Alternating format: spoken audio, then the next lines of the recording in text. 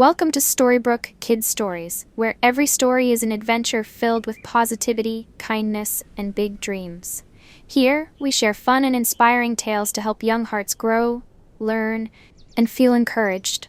All of our stories have two versions, one for daytime enjoyment and a quieter version for bedtime.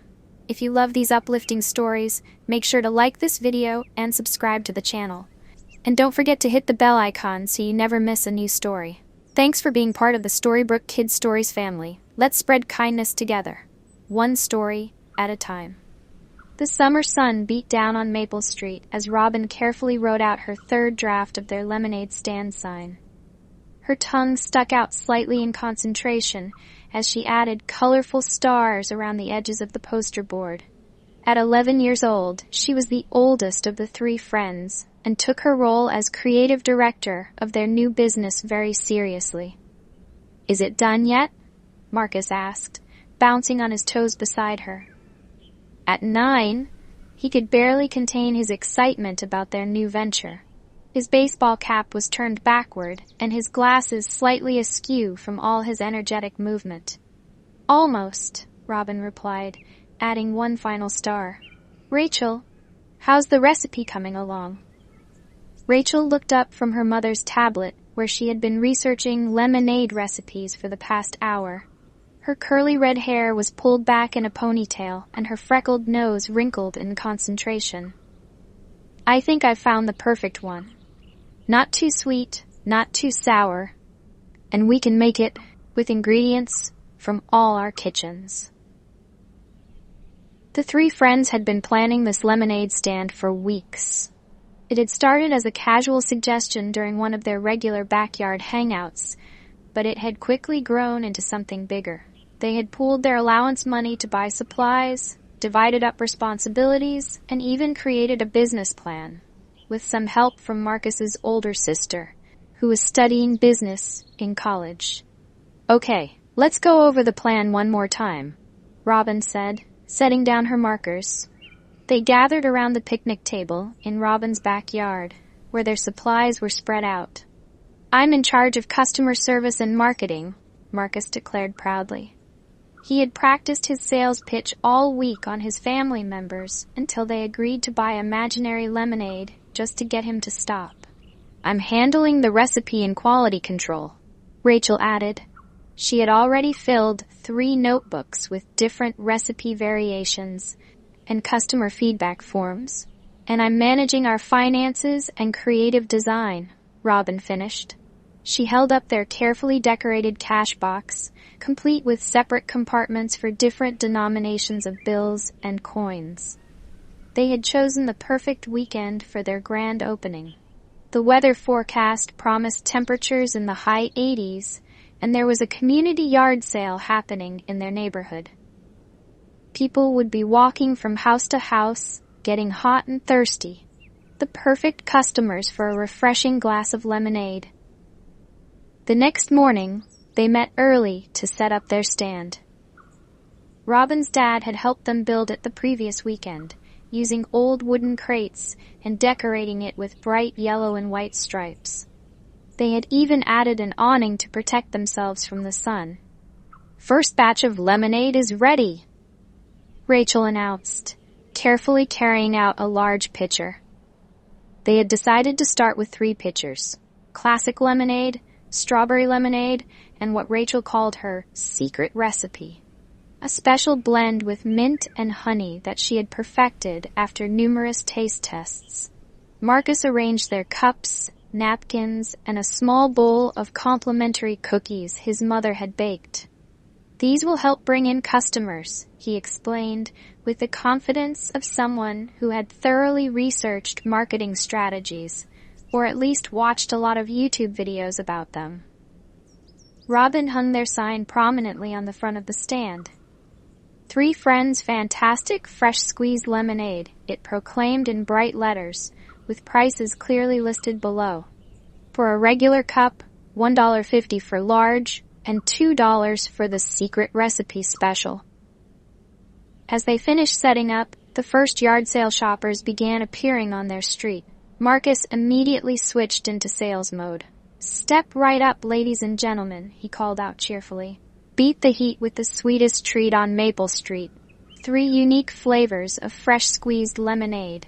Their first customer was Mrs. Johnson from 3 houses down. She bought a large cup of the classic lemonade and praised their entrepreneurial spirit. "Such industrious young people," she said, taking a sip. "Oh my, this is delicious. Rachel, did you make this?" Rachel beamed with pride.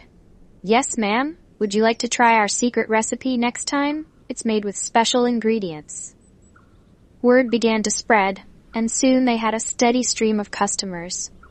Robin kept careful track of their sales in a notebook, while Marcus charmed the customers with his enthusiastic sales pitch. Rachel made sure the lemonade pitchers stayed full and cold, adding fresh fruit garnishes to make their drinks look extra special. Everything was going perfectly until about midday, when Marcus suddenly stopped mid-sales pitch. "Uh-oh," he said, pointing down the street. "We've got competition." Robin and Rachel looked where he was pointing. 4 houses down, another lemonade stand was being set up. This one had balloons, a professional-looking banner, and what appeared to be a real commercial beverage dispenser. "That's Lisa and Jack from school," Rachel said, recognizing the 2 kids setting up the rival stand. "And they've got one of those fancy drink machines." They watched as Lisa and Jack's stand quickly attracted a crowd. Their balloons were visible from further away, and their mechanical dispenser churned out perfectly chilled lemonade with the push of a button. "Our sales are dropping," Robin reported after an hour, looking worried at their records. "We've only had 2 customers in the last 30 minutes. "Maybe we should lower our prices," Marcus suggested, but Rachel shook her head. "We're barely covering our costs as it is," she pointed out. "And our lemonade is fresh squeezed. It's better quality." They watched as another group of customers passed by their stand to visit the competition.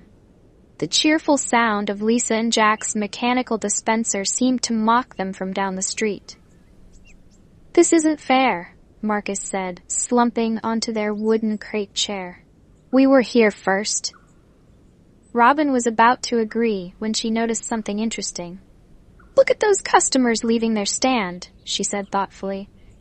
"They don't look very happy." Indeed, several people were walking away from Lisa and Jack's stand with barely touched cups of lemonade.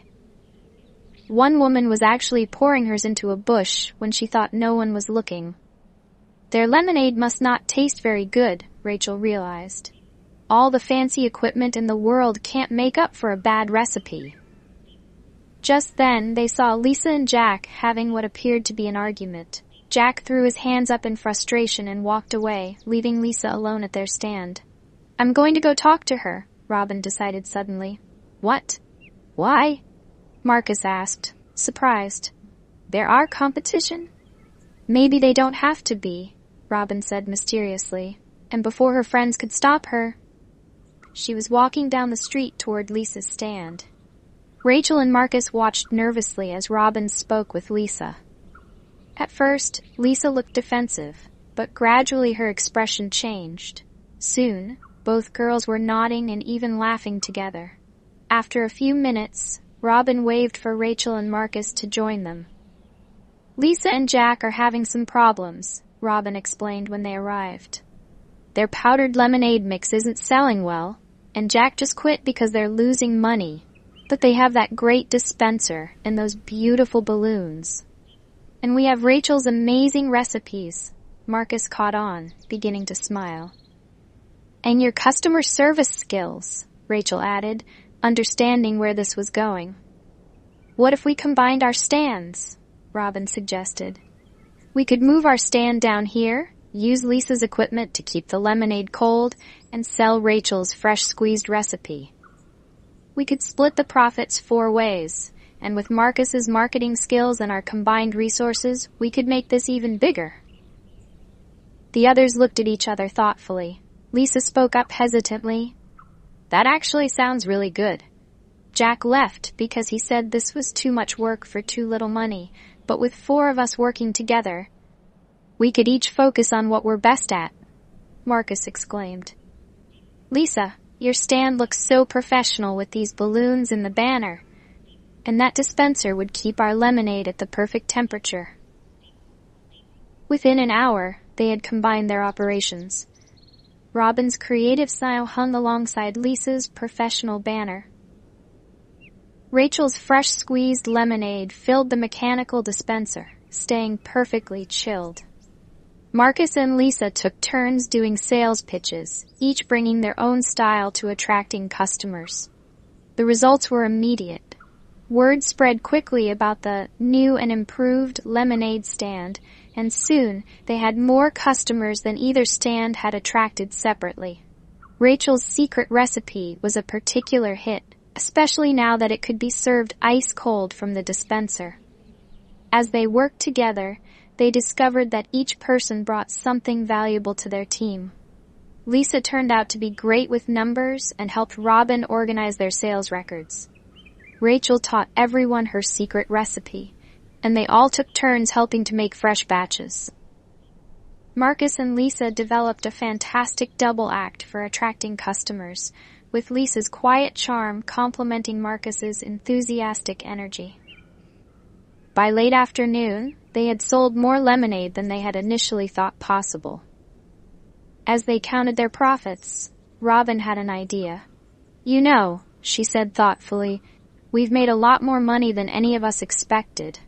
What if we did something special with it? What do you mean? Lisa asked, looking up from the cash box. Well, I was thinking about Mr. Peterson's dog shelter down the street. Remember how he was telling us last week that they needed money for new beds for the puppies? The others grew quiet, considering this idea. They had all visited the shelter before. Mr. Peterson was always happy to have children come play with the dogs, and he worked hard to find homes for every animal that came through his doors. We could donate half our profits to the shelter, Marcus suggested, warming to the idea. That way we'd still each get some money, but we'd also be helping the puppies. Or, Rachel said slowly, we could donate all of it.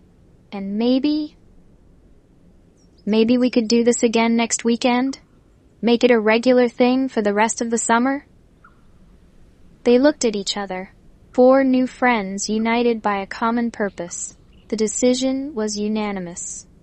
When they brought their earnings to Mr. Peterson that evening, his eyes grew misty.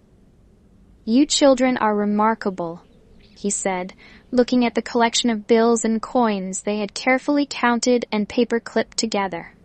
This will buy new beds for every dog in the shelter, with enough left over for some new toys too. Can we come see the dogs using their new beds? Marcus asked eagerly. Of course. In fact, why don't you all come by tomorrow? We could use some volunteers to help set everything up, and maybe play with some puppies too. As they walked home that evening, tired but happy, they made plans for the following weekend. They would add new flavors to their menu, maybe even some sugar-free options for customers who had asked about them. Lisa suggested they make little cards telling customers that all profits went to the local dog shelter. Robin started designing new signs in her head, and Marcus was already thinking about new sales pitches. You know what? Rachel said as they reached the corner where they would separate to go to their respective homes. When we were competing, it felt awful, but working together made everything better. The lemonade, the sales, everything. And now we're even helping dogs. And we made a new friend, Robin added, smiling at Lisa. Next weekend will be even better, Lisa said, no longer the competition, but now a true partner in their venture. I was thinking maybe we could add some healthy snacks to sell too. My mom makes amazing oatmeal cookies. They parted ways with waves and calls of, see you tomorrow at the shelter. Each of them went home with empty pockets but full hearts, knowing they had discovered something far more valuable than money. The joy of working together to help others. The next weekend, their lemonade stand was bigger and better than ever. They had new recipes, including a sugar-free option that Rachel had perfected after several attempts. Their sign now proudly proclaimed that all profits went to the local dog shelter, and they had photos of the dogs displayed on their stand. They even had a donation jar for customers who wanted to give extra to the cause. Word spread throughout the neighborhood about the four friends and their charitable lemonade stand. People began making special trips just to buy their lemonade and support their cause. Some customers even joined their effort, with one local baker providing free cookies to sell, and another neighbor donating fresh lemons from their tree. By the end of the summer, their little lemonade stand had raised enough money to buy new beds, toys, and supplies for every dog in the shelter. They had also helped several dogs find new homes by talking to their customers about adoption.